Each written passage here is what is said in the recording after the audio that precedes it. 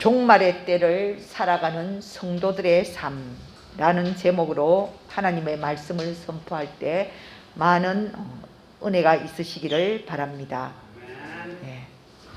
오늘 이 본문의 말씀은 사도 바울이 데살로니가 교인들을 향하여 쓴 편지의 이제 마지막 부분입니다.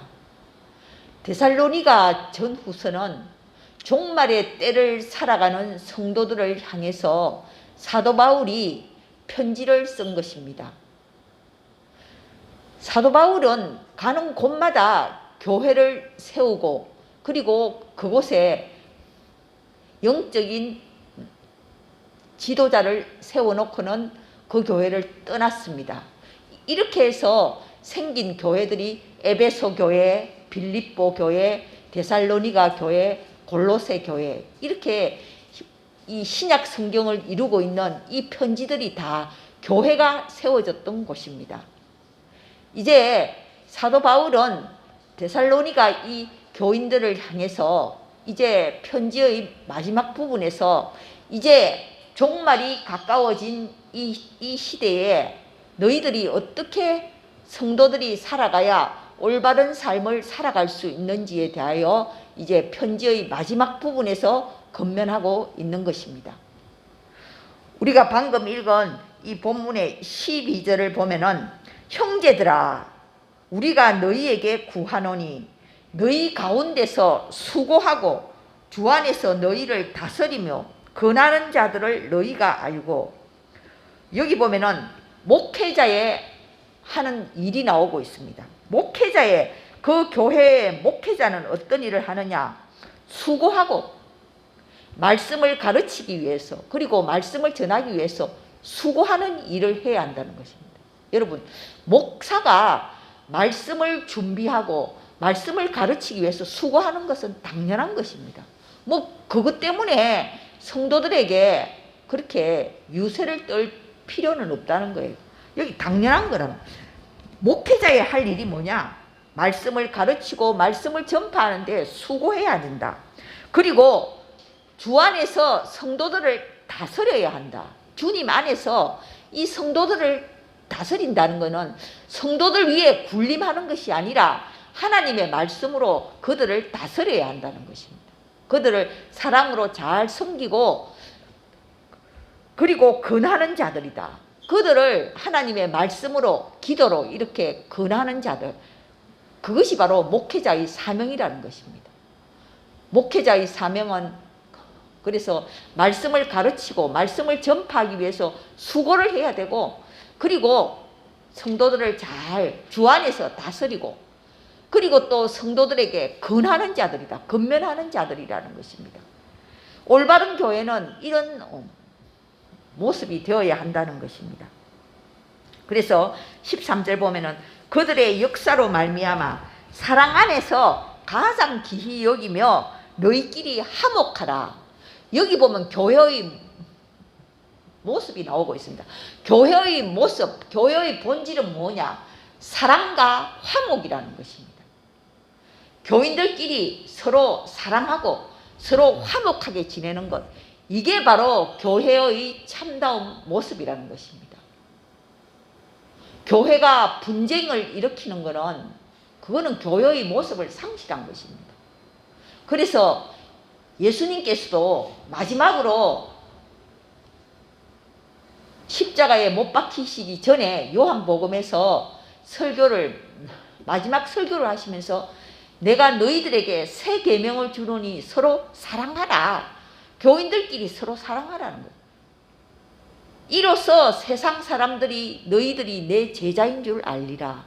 교인들끼리 서로 사랑하는 모습을 보고 믿지 않는 자들이 저게 바로 예수 믿는 사람들의 모습이구나. 그런 것을 안다는 것입니다. 그런데 교인들끼리 서로 분쟁하는 것을 본다면 세상 사람들이 어떻게 생각을 하겠습니까? 오죽하면은 현대의 교회가 너무 분쟁을 많이 일으키니까 이런 말이 있지 않습니까? 버스간에서 어떤 그 승객들이 서로 막 싸우는 거예요. 그러니까 그 버스 기사가 하는 말이 싸우려면 교회 가서 싸우지 왜 여기 버스 안에서 싸우느냐. 여러분 오늘날의 교회의 모습이 분쟁하는 곳으로 비치었다는 것입니다. 그것은 참으로 잘못된 교회의 모습이라는 것입니다. 이 교회란 것은 사랑과 화목이 있어야 된다는 것입니다. 사랑 안에서 서로 기히 여기라. 목회자와 성도들이 서로 기히 여기라는 것입니다.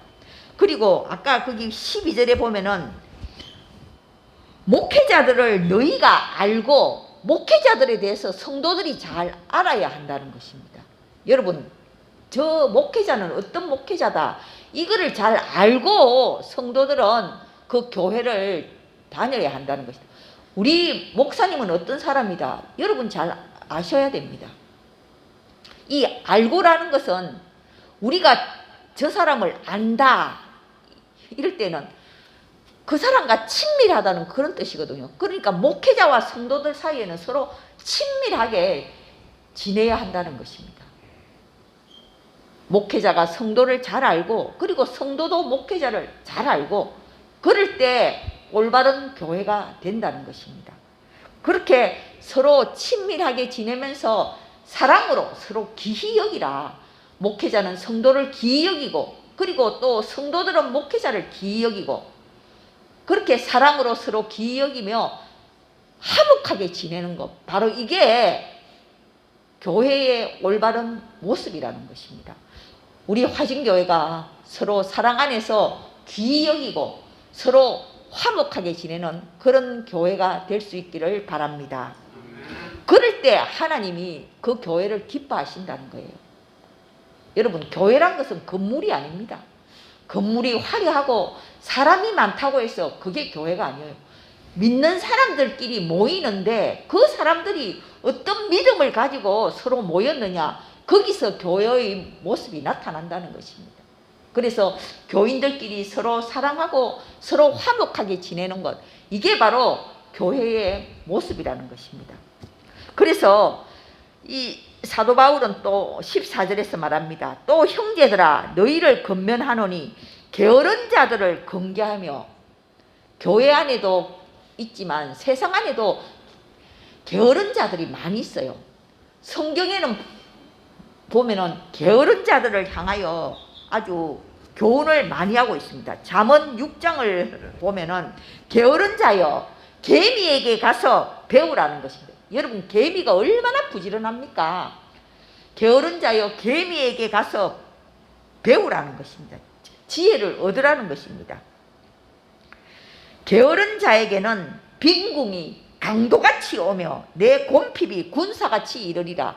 게으른 자는 가난하게 된다는 것입니다. 우리 성경이 가르치는 것은 부지런해야 된다. 믿는 자는 부지런해야 된다는 것입니다.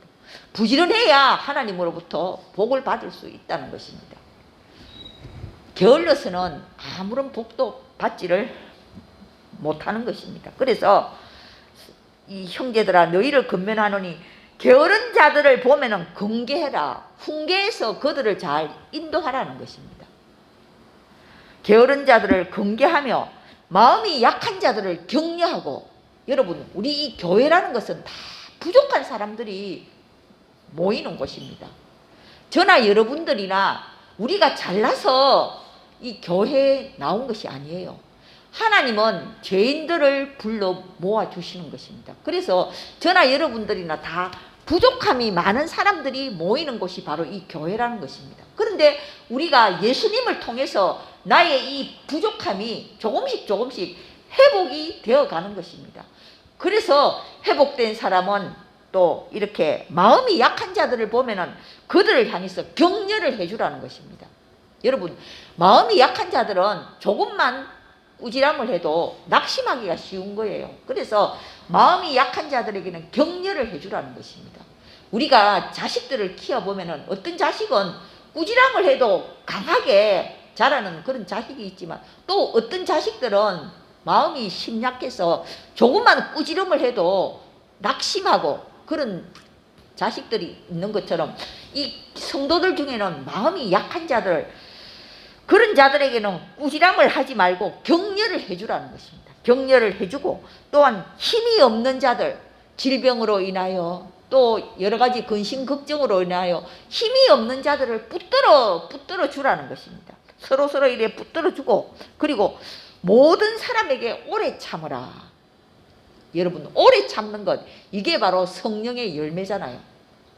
성령의 9가지 열매 가운데 이게 바로 4번째 열매예요. 오직 성령의 열매는 사랑과 희락과 화평과 오래 참음과 자비와 양성과 충성, 온유, 절제. 우리가 성령이 충만하면 우리의 내면에 이런 성품이 이루어진다는 것입니다. 그래서 우리가 성령의 열매인 오래 참는, 우리 성도들에 대해서, 목회자들에 대해서 우리는 오래 참아 주어야 된다는 것입니다.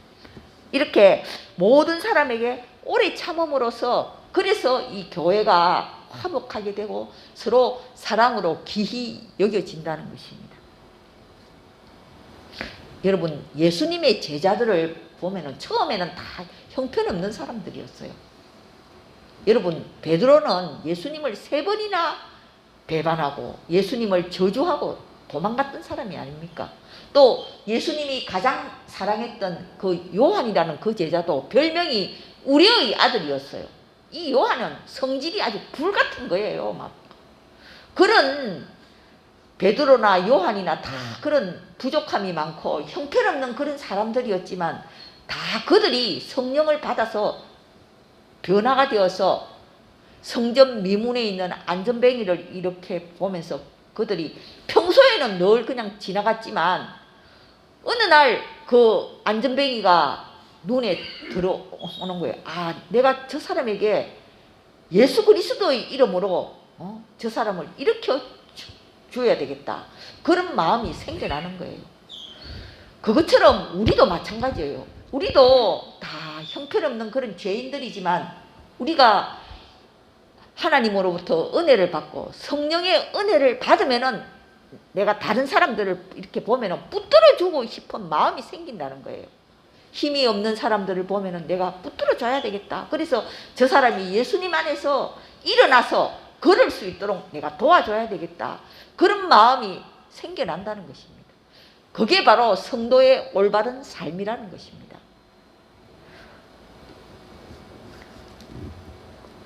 그래서 15절에 보면은 상가 누가 누구에게든지 악으로 악을 갚지 말게 하고, 악으로 악을 갚지 말게.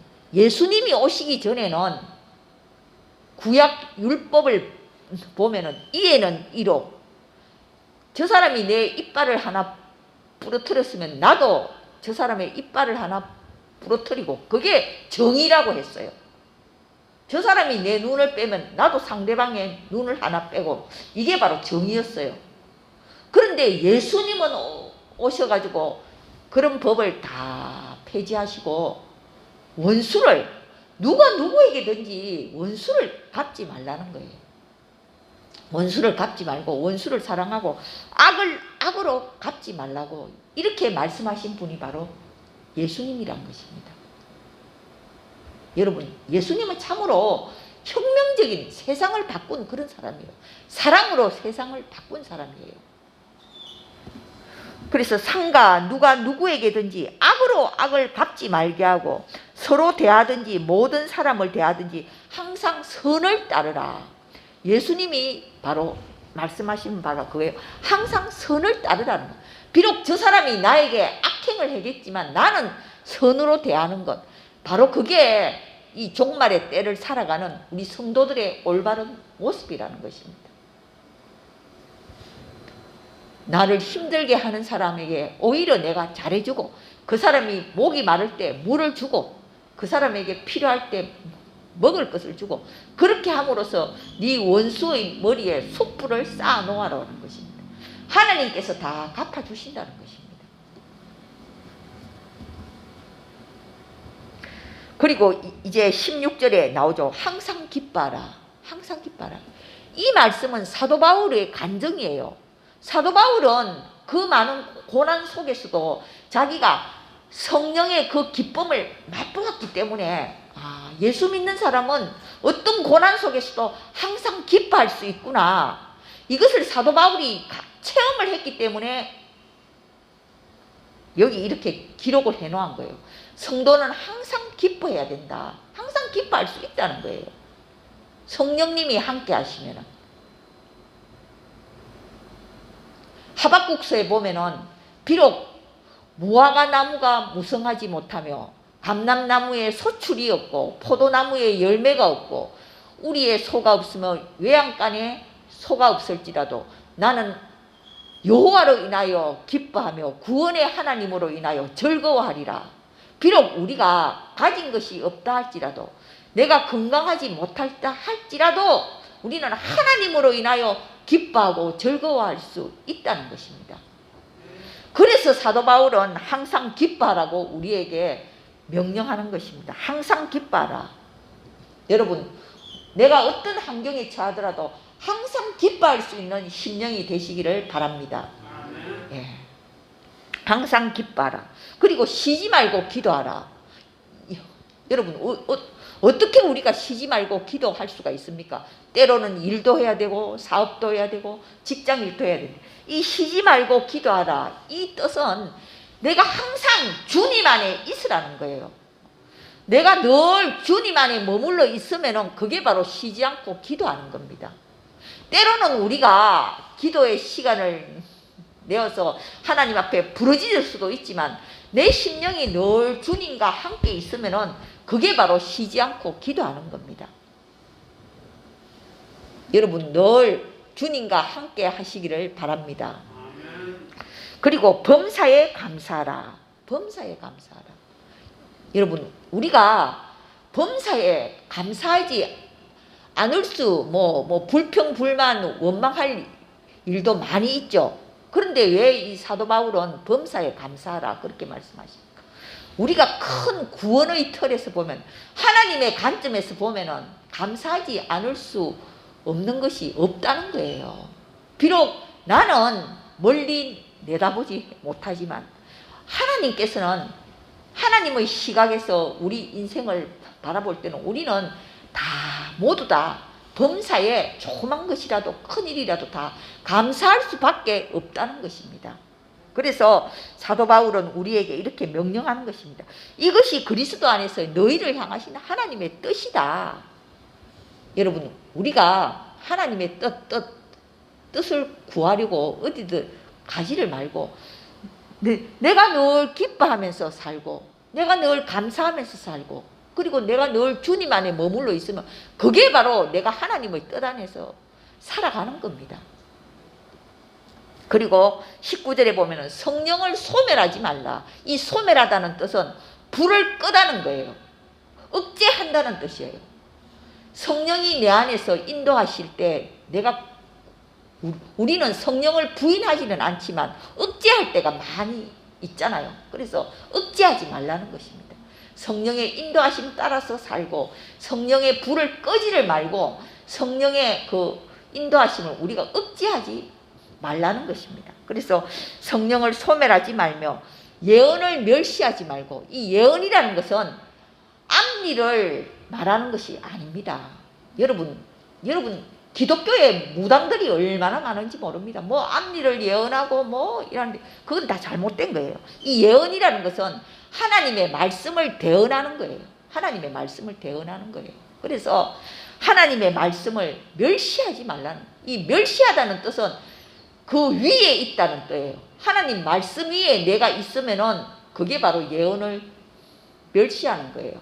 그래서 우리는 늘 하나님의 말씀 아래에 있어야 한다는 것입니다. 그래서 하나님의 말씀을 멸시하지 말고 21절에 보면 아주 중요한 말씀이 나옵니다.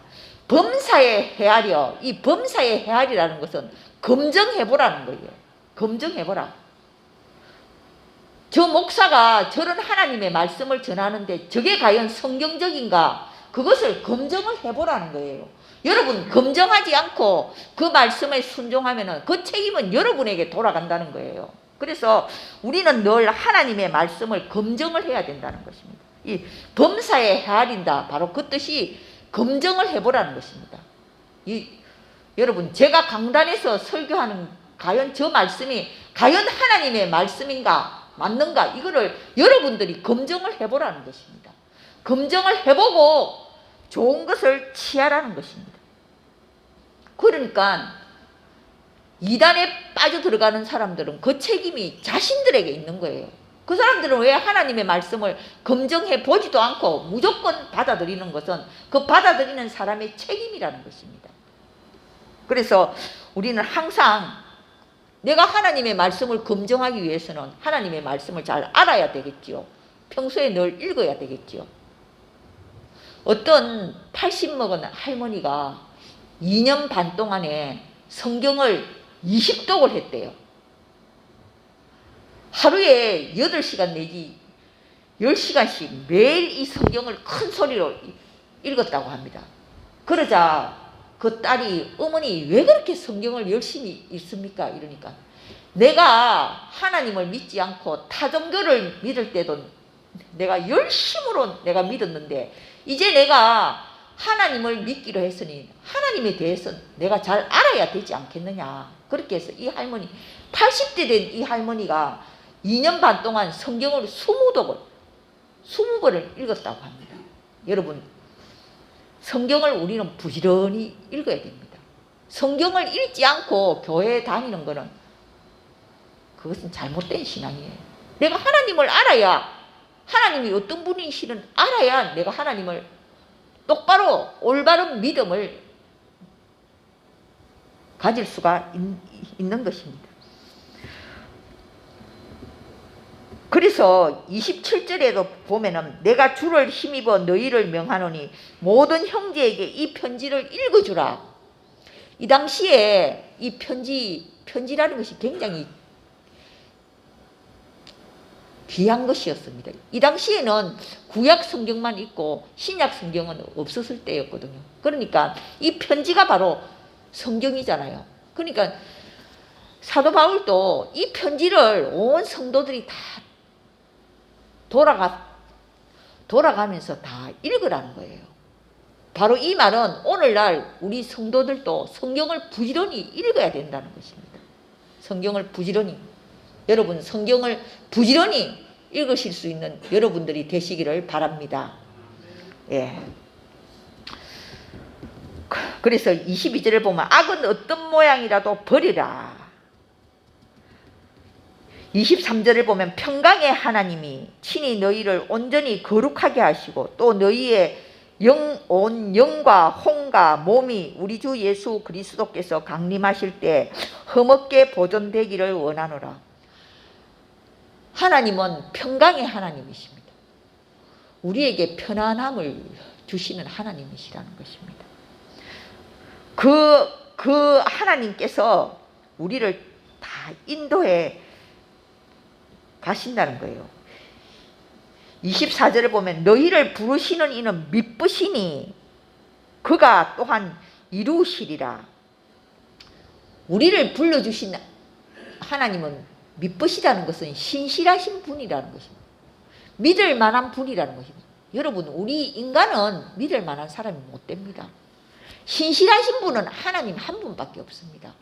그 신실하신 분을 우리가 의지할 때 우리는 그 하나님의 신실하심을 우리가 덧입게 되는 거예요. 우리도 덧입어서 신실한 사람이 되어 간다는 것입니다.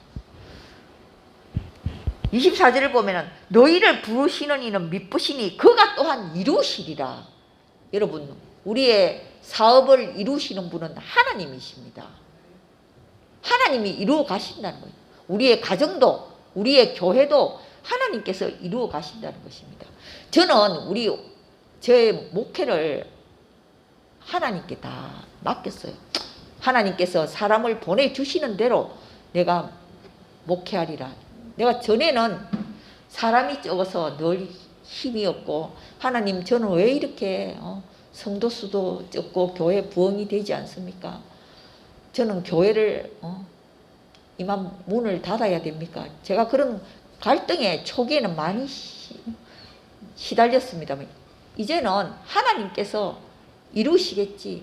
하나님께서 이루어 가시는 대로 그냥 목회를 해야겠다.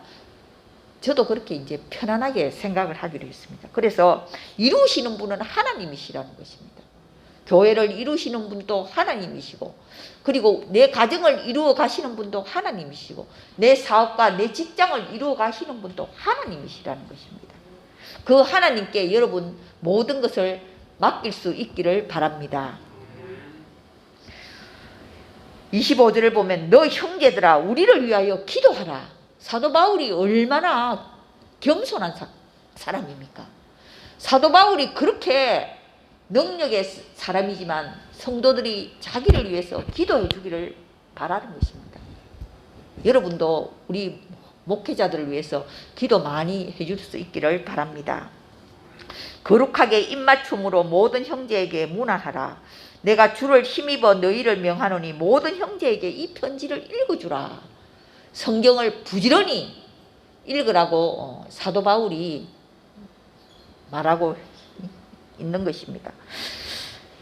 이제 28절에 보면 우리 주 예수 그리스도의 은혜가 너희에게 있을지어다. 여기 보면 은혜, 여러분 은혜라는 것이 얼마나 중요한지 모릅니다. 노아가 홍수시대에 왜 구원을 받았느냐? 하나님에게서 은혜를 발견했기 때문입니다. 요즘 현대인들은 1000가지, 100가지 가지고 있다가 한 가지만 없어도 자살하는 사람이 현대인이에요. 왜 자살을 하느냐? 하나님의 은혜가 없기 때문이에요. 우리가 아무리 가진 것이 없다 할지라도 내게 하나님의 은혜만 있다면 나는 살아갈 수가 있는 거예요. 나는 소망을 가질 수가 있는 거예요. 이 하나님의 은혜를 발견할 수 있는 여러분들이 되시기를 바랍니다. 예. 그래서 사도 바울은 우리 주 예수 그리스도의 은혜가 너희에게 있을지어다. 여러분 하나님의 은혜가 항상 여러분의 심령 가운데 있기를 바랍니다. 하나님의 은혜가 살아있는 자에게는 두려울 것이 없어요. 낙심할 것도 없습니다. 늘 이 은혜의 하나님, 평강의 하나님이 우리 이 화진교회 성도님들에게 늘 함께 있기를 주님의 이름으로 축원합니다. 기도드리겠습니다. 하나님 아버지, 이 복잡하고 재앙 많은 세상에서 저희들을 구원하여 주시고 또 이렇게 구원의 하나님, 은혜의 하나님, 평강의 하나님을 가까이 하게 하시니 참으로 감사를 드립니다. 하나님 아버지, 우리 이 화진교회가 사랑 안에서 서로 귀히 여기며 화목한 교회가 되게 하여 주시옵소서. 심약한 성도들을 격려해주고 힘이 없는 자들을 붙들어주며 참으로 아버지여 믿음이 약한 성도들에게 아버지 저들에게 하나님의 말씀으로 저들의 믿음이 더욱더 굳건해지는 성령의 역사가 나타나게 하여 주시옵소서. 하나님 아버지 우리 성도님들 또 한 주간도 세상 가운데 살 때 정말 이 하나님의 말씀을 기억하면서 항상 기뻐하며 쉬지 않고 기도하며 주 안에 항상 머물며 범사에 감사하며 살아가는 한 주간 되게 하여 주시옵소서. 예수님의 이름으로 기도드립니다. 아멘.